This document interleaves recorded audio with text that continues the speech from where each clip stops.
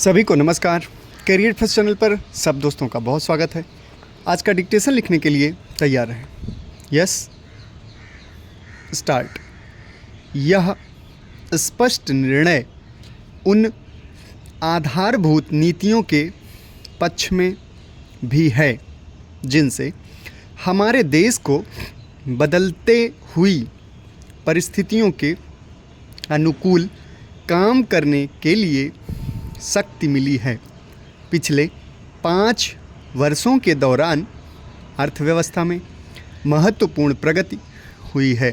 शासक दल श्री राजीव गांधी के नेतृत्व में जिस अभूतपूर्व बहुमत से विजयी हुआ, उससे जाहिर है कि हमारे देशवासियों को राष्ट्र की एकता और अखंडता की कितनी चिंता है और साथ ही इनको संजोए रखने के लिए केंद्र में एक मजबूत और अस्थायी सरकार बनाने की कितनी प्रबल इच्छा है।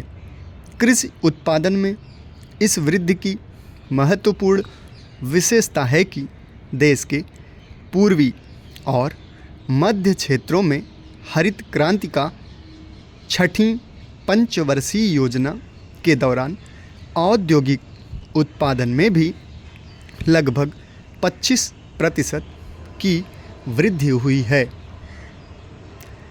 छठी योजना की अवधि में औसत विकास दर 6% तक पहुंचने की आशा है। चालू वर्ष में कृषि उत्पादन की गतिशीलता बने रहने की आशा है। हमारे किसानों और खेत मजदूरों के उद्यम और कड़ी मेहनत से उपलब्धियों का एक नया अध्याय शुरू हुआ है, जिस पर हम सबको गर्व है। साथ ही मुख्य निवेशों की आपूर्ति, ज़रूरत पड़ने पर आवश्यक वस्तुओं का पर्याप्त मात्रा में आयात तथा अनाज का स्टॉक बनाने में भी इस दिशा में मिली है।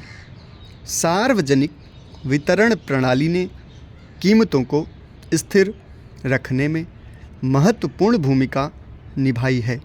इससे हमारी अर्थव्यवस्था को गति मिलेगी। परंपरागत रूप से श्रमिक वर्ग ने उत्पादन की वृद्धि में महत्वपूर्ण योगदान दिया है। छठी योजना की अवधि में बुनियादी उद्योगों के कार्यों में महत्वपूर्ण सुधार हुआ है। कीमतों की स्थिति में भी सुधार हुआ है। मांग और आपूर्ति दोनों के कुशल प्रबंध के कारण मुद्रा फैलाव के दबाव पर नियंत्रण रखने में सफलता मिली है।